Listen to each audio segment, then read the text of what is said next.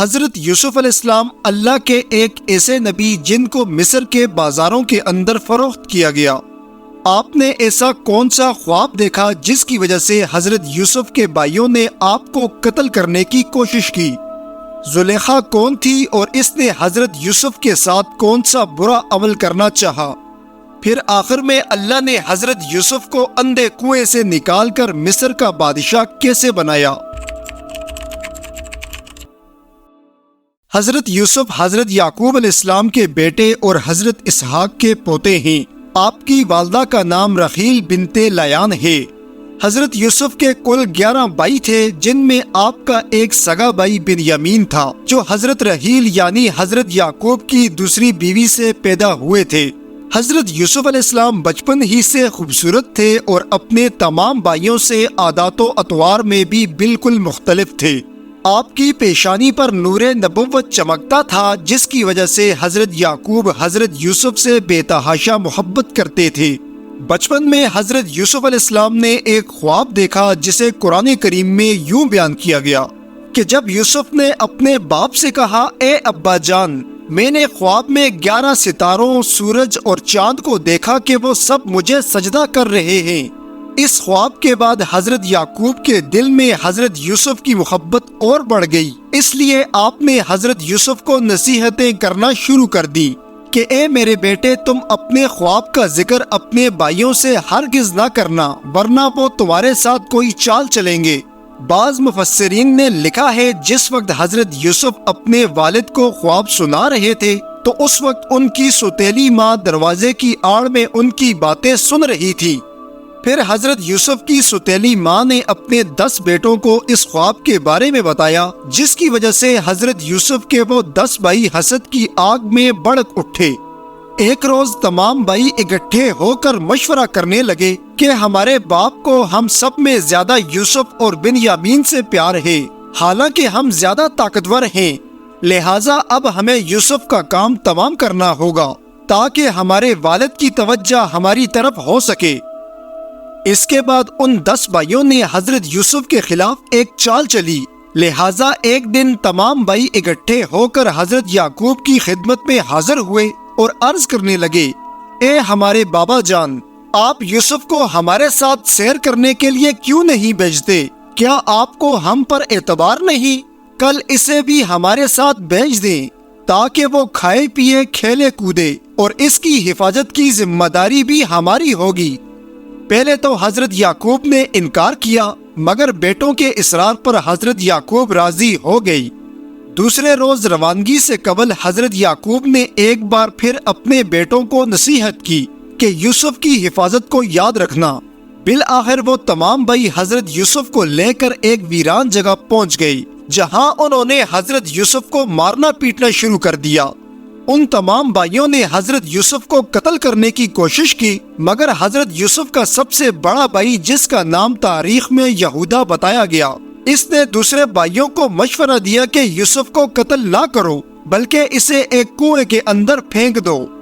اس واقعہ کو قرآن کریم میں کچھ یوں بیان کیا گیا، پھر جب وہ حضرت یوسف کو لے کر چلے تو ان سب نے مل کر ٹھان لیا کہ یوسف کو ایک ویران کنویں کی تہ میں پھینک دیں۔ چنانچہ حضرت یوسف کے بھائیوں نے حضرت یوسف کو ایک ویران کنویں کے اندر پھینک دیا۔ امام قرطبی بیان کرتے ہیں کہ جب حضرت یوسف کے بھائی آپ کو کنویں میں ڈال رہے تھے تو اس وقت حضرت یوسف نے آبدیدہ ہو کر بھائیوں سے رحم کی التجا کی، مگر آپ کو بھائیوں سے جواب ملا کہ 11 ستارے جو تجھے سجدہ کرتے ہیں انہیں بلاؤ تاکہ وہ تیری مدد کر سکے۔ اس کے بعد ان ظالم بھائیوں نے آپ کو کنویں کے اندر گرا دیا۔ کنویں کے اندر کافی زیادہ پانی موجود تھا، اس لیے پانی میں گرنے کی وجہ سے حضرت یوسف کو کوئی چوٹ نہ آئی۔ بعض مفسرین بیان کرتے ہیں کہ اس کنویں کے اندر ایک پتھر کی بڑی چٹان موجود تھی، جس پہ حضرت یوسف علیہ السلام چڑھ کر بیٹھ گئی۔ قتادہ رحمۃ اللہ علیہ بیان کرتے ہیں کہ یہودا دوسرے بھائیوں سے چھپ کر روزانہ حضرت یوسف کے لیے اس کنویں کے اندر کھانا اور پانی لاتا اور ڈول کے ذریعے نیچے پہنچا دیتا۔ حضرت یوسف کے بھائیوں کے بارے میں آگے قرآن پاک کے اندر اللہ پاک ارشاد فرماتا ہے، رات کے وقت وہ سب بھائی روتے ہوئے اپنے باپ حضرت یعقوب کے پاس پہنچے اور عرض کرنے لگے، ابا جان ہم تو آپس میں دوڑ لگا رہے تھے اور یوسف کو ہم نے اپنے سامان کے پاس بٹھا رکھا تھا، پس اسے بھیڑیا کھا گیا۔ اس کے بعد ان لوگوں نے حضرت یوسف کا خون آلود کرتا اپنے والد کے سامنے پیش کیا۔ جب بھائیوں نے آپ کو کنویں میں پھینکنا چاہا تو اس وقت ایک بھائی نے آپ کا کرتا اتار لیا اور اس کرتے پر بعد میں کسی جانور کو ذبح کر کے اس کا خون لگا دیا۔ جب حضرت یعقوب نے حضرت یوسف کا خون آلود کرتا اپنے ہاتھوں میں لیا تو آپ خون کی بو سے پہچان گئے کہ یہ حضرت یوسف کا خون نہیں ہے۔ پھر حضرت یعقوب اپنے بیٹوں سے کہنے لگے، یہ سب تم نے اپنی طرف سے ایک بات بنا لی، مگر میں صبر کروں گا اور تمہاری بنائی ہوئی باتوں پر اللہ کی طرف سے مدد طلب کروں گا۔ اس واقعہ کو ابھی صرف 3 روز ہی گزرے تھے کہ حجازی اسماعیلیوں کے تاجروں کا ایک قافلہ شام سے مصر جاتے ہوئے اس کنویں پر پہنچا۔ ان قافلے والوں نے اپنا پانی کا ڈول کنویں کے اندر اتارا تو اندر سے حضرت یوسف سمجھنے لگے کہ شاید بھائیوں کو رحم آ گیا، اس لیے آپ ڈول پکڑ کر لٹک گئی۔ جب ان قافلے والوں نے کنویں سے ڈول نکالا تو حضرت یوسف کو دیکھ کر سب خوشی کے مارے شور مچانے لگے اور ایک دوسرے سے کہنے لگے کہ مبارک ہو، ایک غلام ہاتھ لگ گیا۔ اس کے بعد ان تاجروں نے حضرت یوسف کو اپنا غلام بنا لیا اور مال تجارت کے ساتھ آپ کو بھی مصر لے گئی۔ جب حضرت یوسف علیہ السلام ایک غلام کی حیثیت سے مصر میں داخل ہوئے تو اس وقت عزیز مصر اپنے سپاہیوں کے ساتھ بازار کی سیر کے لیے نکلا ہوا تھا، اس لیے اس کی نظر حضرت یوسف پر پڑ گئی۔ عزیز مصر نے اسماعیلی تاجروں سے آپ کو معمولی قیمت پر خرید لیا اور اپنے ساتھ محل میں لے آیا۔ عزیز مصر نے حضرت یوسف کو غلام کی حیثیت سے خریدا تھا، مگر اس نے آپ کے ساتھ غلاموں جیسا کوئی معاملہ نہ کیا، بلکہ اس نے آپ کو اپنی اولاد کی طرح عزت و احترام سے رکھا۔ یہاں تک کہ عزیز مصر نے حضرت یوسف کو اپنی ریاستی اور گھریلو زندگی کی تمام تر ذمہ داریاں سونپ دیں۔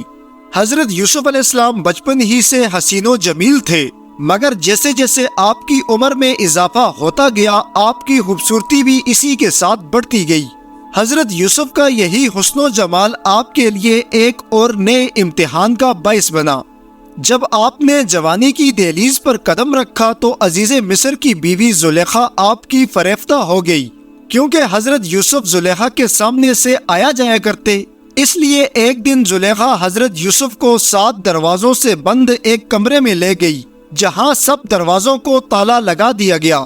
پھر زلیخا نے حضرت یوسف کو گناہ کرنے کی دعوت دی۔ حضرت یوسف علیہ السلام کہنے لگے، مجھے اللہ کا ڈر مانے ہے، اس لیے یہ گناہ میں ہرگز انجام نہیں دے سکتا۔ اس کے بعد حضرت یوسف ان بند دروازوں کی طرف بھاگے۔ زلیخا بھی حضرت یوسف کو پکڑنے کے لیے آپ کے پیچھے بھاگی۔ جیسے ہی حضرت یوسف ان بند دروازوں کو ہاتھ لگاتے تو وہ دروازے خود بخود کھل جاتے، مگر جب حضرت یوسف آخری دروازے پر پہنچے تو زلیخا نے حضرت یوسف کا کرتا پیچھے سے پکڑا، جس کی وجہ سے آپ کا کرتا پیچھے سے پھٹ گیا۔ اللہ کی شان، آخری دروازہ کھلتے ہی سامنے عزیز مصر کھڑا تھا۔ عزیز مصر کو دیکھتے ہی زلیخا نے حضرت یوسف پر تہمت لگانا شروع کر دی کہ اے بادشاہ، آپ کے اس غلام نے میرے ساتھ زبردستی کرنے کی کوشش کی، اب اس کی یہی سزا ہے کہ اس کو جیل کے اندر قید کر دیا جائے اور بادشاہ کی بیوی کے ساتھ برا عمل کرنے کے لیے سخت سے سخت سزا دی جائے۔ عزیز مصر کے دریافت کرنے پر حضرت یوسف علیہ السلام ارشاد فرمانے لگے کہ میں بالکل بے گناہ ہوں، اصل میں گناہ کی دعوت تو مجھے زلیخا نے دی۔ عزیز مصر حضرت یوسف سے کہنے لگا کہ آپ کے پاس ایسا کوئی گواہ ہے جو آپ کے سچا ہونے کی گواہی دے سکے؟ یہ بات سنتے ہی حضرت یوسف نے سر جھکا لیا، مگر ان دروازوں کے پاس ایک شیر خور بچہ جو اپنے جھولے کے اندر پڑا ہوا تھا، اس نے حضرت یوسف کے سچے ہونے کی گواہی دی کہ حضرت یوسف بالکل سچے ہیں۔ اصل میں گناہ کرنے کی کوشش عزیز مصر کی بیوی یعنی زلیخا نے کی تھی۔ بچے کی گواہی سنتے ہی عزیز مصر کو یقین ہو گیا کہ یوسف علیہ السلام بالکل بے قصور ہیں۔ حضرت یوسف کی بے گناہی کے ثبوت اور یقین کے باوجود عزیز مصر نے یہ مناسب سمجھا کہ آپ کو کچھ عرصے کے لیے قید میں رکھا جائے۔ اس پر حضرت یوسف علیہ السلام نے اپنے رب سے دعا کی، اے میرے پروردگار، میں گناہ کے اس کام کے مقابلے میں قید کی زندگی پسند کرتا ہوں۔ اس کے بعد عزیز مصر کے حکم پر حضرت یوسف علیہ السلام کو قید کر دیا گیا۔ دوستو انشاءاللہ جلد حضرت یوسف کی قید سے لے کر بادشاہت کی زندگی دوسرے پارٹ کے اندر بیان کی جائے گی، اس لیے ہمارے چینل کو سبسکرائب کیجیے۔